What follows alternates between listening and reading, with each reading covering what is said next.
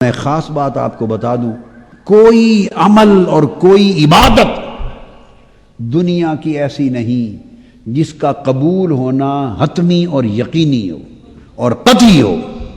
کوئی عبادت ایسی نہیں۔ آپ عمر بھر نماز پڑھیں، ساری رات کھڑے ہو کے نفل پڑھیں، اس کی مرضی ہے قبول کرے یا نہ کرے۔ ساری عمر جا کے حج کرتے رہیں، اس کی مرضی قبول کرے یا نہ کرے۔ میری بات آپ کی سمجھ میں آئی؟ زکوٰۃ دیں، صدقہ خیرات کریں، اس کی مرضی قبول کرے، وہ مالک ہے۔ مرضی تو نماز پڑھنے والے کی نماز کو فویل للمصلین الذین ھم یراؤون قرار دے دے۔ یہ ریاکار ہیں، یہ نمازی ریاکار ہیں، دوزخ میں جائیں گے۔ مالک ہے۔ ہم نماز سمجھ رہے ہوں، وہ ریاکار دے دے۔ ہم روزے رکھتے رہیں اور وہ کہے یہ نیری بھوک اور پیاس ہے، وہ مالک ہے۔ کوئی عمل ایسا نہیں ہے جس کی قبولیت حتمی، قطعی اور یقینی ہو۔ ہر عمل اور ہر عبادت کی قبولیت ظنی ہے۔ کیا ہے؟ بولیے۔ کہتے ہیں ہر عبادت اور عمل، نماز، روزہ، حج، زکوٰۃ، عمل صالح، صدقہ، خیرات، جہاد، احادیث میں تفصیلات آئی ہیں، ہر عبادت اور ہر عمل ظنی القبول ہے۔ کیا؟ ظنی القبول ہے، چاہے قبول کرے چاہے نہ کرے۔ ایک عمل درود و سلام ایسا ہے کہ جو کبھی بھی ظنی نہیں ہے، وہ قطعی القبول ہے، وہ قطعی القبول ہے۔ ادھر درود پڑھنے والے نے درود و سلام پڑھا، اسی لمحے قبول ہو گیا۔ درود و سلام یاد رکھ لیں، کسی کا بھی رد نہیں ہوتا، کسی کا بھی رد نہیں ہوتا، کسی فاسق و فاجر کا بھی رد نہیں ہوتا،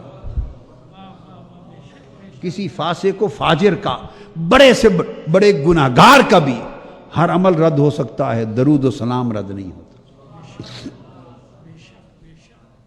کیوں؟ کہ درود ہے کیا؟ درود ہے اللہ تعالی حضور پر درود بھیج، اس کو درود کہتے ہیں۔ اللہم صلی علی سیدنا محمد وعلی آل محمد۔ درود یہ ہے کہ اے اللہ حضور پر رحمتیں بھیج اور حضور کی آل پر رحمتیں بھیج، بس اس کو درود کہتے ہیں۔ عمل کیا ہے؟ آپ نے کہا اے اللہ حضور پر درود بھیج، رحمتیں برکتیں بھیج، یہ جو آپ نے کہا یہ درود ہے۔ اب یہ رد ہو سکتا ہے؟ وہ تو کہتا ہے تم پیدا نہیں ہوئے تھے، میں تب سے بھیج رہا ہوں اور بھیجتا رہوں گا، میں بھیجتا ہوں۔ تو آپ نے وہ عمل کیا جو عمل خود خدا کر رہا ہے۔ ہر عمل اس لیے رد ہو سکتا ہے کہ اس عمل کا عامل خدا نہیں ہے۔ درود اس لیے رد نہیں ہوتا کہ اس کا عامل خود خدا ہے، اس کا عامل خود خدا ہے، اس لیے یہ قطعی القبول ہے، قطعی القبول ہے۔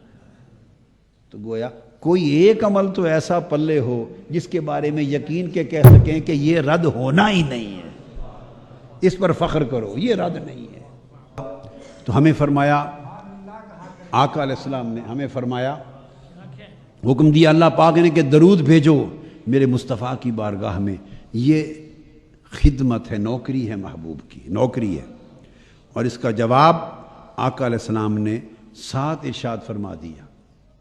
فرمایا من صلی علیہ واحدتاً صلی اللہ علیہ بہا 10 مرات۔ جو مجھ پر ایک بار درود بھیجتا ہے، اللہ اس پر 10 بار درود بھیجتا ہے۔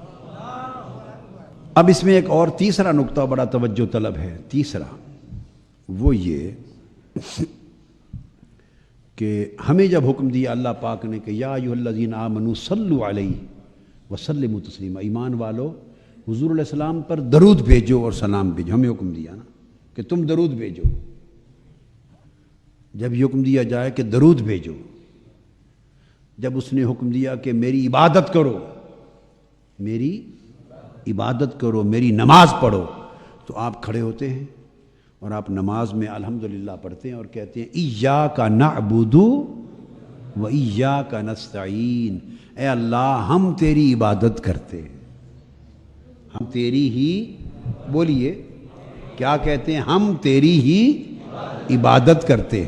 تو کہتے ہیں نا، اس نے حکم دیا نماز پڑھو میری عبادت کرو، ہم کہتے ہیں باری تعالیٰ ہم تیری ہی عبادت کرتے ہیں. اس نے کہا یا ایھا الذین آمنوا صلوا علیہ وسلموا تسلیما، ایمان والو مجھ پر درود بھیجو، میرے محبوب پر درود بھیجو اور سلام بھیجو. جب یہ حکم دیا تو ہمارے اوپر درود واجب ہو گیا، فرض ہو گیا. اب چاہیے تھا کہ ہم بھی جواب میں یوں کہتے کہ یا رسول اللہ ہم آپ پر درود بھیجتے ہیں. طریقہ یہی ہے نا، ہمیں حکم دیا تھا نا، ہمیں حکم دیا کہ تم درود بھیجو. بات سنو، فرمایا ان اللہ و ملائکتہ یصلون علی النبی، اللہ نبی پر درود بھیجتا ہے، جیسے اس کی شان ہے، جیسے اس کا منشا ہے وہ بھیجتا ہے. اور فرشتے بھی بھیجتے ہیں جیسے ان کو اللہ نے توفیق دے رکھی ہے. اب ان دو درودوں کے بعد حکم دیا یا ایھا الذین آمنوا صلوا علیہ، ایمان والو تم بھی حضور پر درود بھیجو اور سلام بھیجو. اب چاہیے تھا، ہمیں حکم ہے نا کہ ہم بھیجیں، تو چاہیے تھا کہ اب درود یہ ہوتا کہ یا رسول اللہ ہم آپ پر درود بھیجتے ہیں. انا نصلی علیک یا نبی اللہ، نحن نصلی علیک یا رسول اللہ. نحن نصلی، یہ پڑھنے والا کہتا انا اصلی علیک یا نبی اللہ، میں آپ پر درود بھیجتا ہوں یا رسول اللہ، ہم آپ پر درود بھیجتے ہیں یا رسول اللہ. یہی چاہیے تھا نا، حکم جو دیا کہ صلو علیہ، میرے محبوب پر درود بھیجو. آ گیا حکم. اب درود کیا ہے؟ جو درود سکھایا گیا، درود کیا ہے؟ درود ہے اس نے کہا میں تو بھیجتا ہوں محبوب پر، فرشتے بھی بھیجتے ہیں، اب ایمان والو تم بھیجو میرے حبیب پر. تو ایمان والوں نے اللہ اور اللہ کے رسول کا سکھایا ہوا درود بھیجا. اور وہ درود کیا پڑھا؟ ایمان والوں نے اب درود بھیجا، کہا اللہم صلی علی سیدنا محمد. جب درود بھیجا ہم نے تو ہم نے کہا باری تعالیٰ تو درود بھیج حضور پر. اس نے کہا تم بھیجو، اور ہم نے درود بھیجا. کیسے؟ ہم نے کہا باری تعالیٰ تو درود بھیج. کبھی ادھر دھیان گیا اس نقطے پر ہیں؟ یہ کیا ماجرا ہے؟ وہ تو خود بھیجتا ہے، فرشتے بھی بھیجتے ہیں. اس نے ہمیں حکم دیا تھا کہ ایمان والو صلو علیہ تم بھی بھیجو. تو بجائے اس کے کہ ہم بھیجتے، ہم نے پلٹا کے پھر اسی کو عرض کر دیا نہیں تو بھیج، تو حضور پہ درود بھیج، وعلی آل محمد، حضور کی آل پر درود بھیج، تو درود بھیج. اس کی حکمت کیا ہے؟ اب آپ اندازہ کریں اس رب کی شان کہ درود بھیجنے کا حکم بھی دیا ہے اور خود ہمیں بھیجنے بھی نہیں دیا. اللہ اللہ، کو سمجھ آئی ہے بات کی؟ حکم بھی دیا صلو علیہ کہ درود بھیجو، حکم دیا کہ درود بھیجو اور بھیجنے بھی نہیں دیا. اور جب پوچھا کہ درود بھیجیں کیسے، حضور سے پوچھا یا رسول اللہ آپ سکھا دیں کہ کیسے درود بھیجیں. جب سکھایا تو سکھانے سے پتہ چلا کہ درود یہ بھیجنا ہے کہ ہم نے عرض کرنا ہے باری تعالیٰ تو درود بھیج. اس کی حکمت کیا ہوئی کہ ہم درود بھیجنے کا مطلب ہم اللہ سے التجا کرتے ہیں تو درود بھیج. بندہ کہتا ہے باری تعالیٰ تو درود بھیج. اس کی حکمت کیا ہے؟ وجہ کیا ہے؟ یہ بڑی کمال کی بات ہے اور بڑی لطیف بات ہے. اس کی حکمت یہ ہے کہ اللہ فرماتا ہے کہ بندے تو جتنا بھی نیک بنے پھر بھی عیب سے پاک نہیں ہو سکتا. تو جتنا بھی صالح ہو پھر بھی گناہ سے پاک نہیں. تو جتنا بھی اعلیٰ ہو پھر بھی نقص سے، کمزوری سے پاک نہیں. اور میرا محبوب طاہر و مطہر ہے، میرا محبوب طاہر و مطہر ہے اور درود بھی طاہر و مطہر ہے. اگر تو کہے انا اصلی علیک یا رسول اللہ، نحن نصلی علیک یا نبی اللہ، حضور میں آپ پر درود بھیجتا ہوں ہم آپ پر درود بھیجتے ہیں تو آپ ہیں کون یہ کہنے والے کہ ہم آپ پر درود بھیجتے ہیں، میں آپ پر درود بھیجتا ہوں؟ اللہ نے کہا کہ درود بھیجو، اور بھیجو یوں کہ مجھے کہو کہ میں بھیجوں، پڑھوں گا پھر بھی میں، مگر تمہارا بن جائے گا۔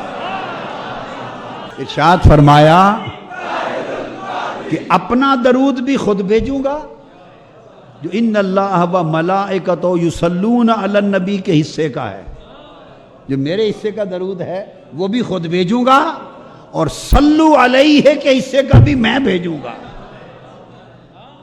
ان اللہ و ملائکتہ یصلون، اللہ اور اس کے فرشتے درود بھیجتے ہیں، اپنے حصے کا تو بھیجتا ہی ہوں، اور جو تمہیں حکم دیا کہ یا ایھا الذین آمنوا صلوا علیہ، ایمان والو تم بھی میرے محبوب پر درود بھیجو، تو تمہارے حصے کا بھی میں ہی بھیجوں گا، اس لیے کہ مصطفیٰ پر درود میرے سوا بھیجنے کا حق ہی کوئی ادا نہیں کر سکتا۔ کون حق ادا کر سکتا؟ مصطفیٰ پہ درود سوائے میرے کوئی بھیج نہیں سکتا۔ اب تو صرف طریقہ یہ ہے کہ تمہاری زبان میرے محبوب پر درود بھیجنے کے قابل کہاں؟ چونکہ درود کیا ہے؟ درود حضور کی حمد و ثنا ہے، رفعت ذکر ہے، تو تم حضور کے لیے تم اپنے پاس سے درود نہیں بھیج سکتے، اس لیے تم زبان سے یہ نہ کہو کہ ہم آپ پر درود بھیجتے ہیں، نہ، یہ مجال نہیں تمہاری، تو تم پلٹ کے مجھ ہی سے درخواست کر لو کہ باری تعالیٰ اپنے حصے کا تو بھیجتا ہی ہے، ہمارے حصے کا بھی بھیج، تو میں اپنا بھی بھیجوں گا تمہارا بھی بھیجوں گا۔ ہو یہ جائے گا جو مجھے درخواست کرے گا کہ مولا ہمارے محبوب پہ درود بھیج، میرے آقا پہ تو درود بھیج، جو درخواست کرے گا یہ اس کے نامہ اعمال میں درود لکھا جائے گا کہ اس نے درود پڑھا۔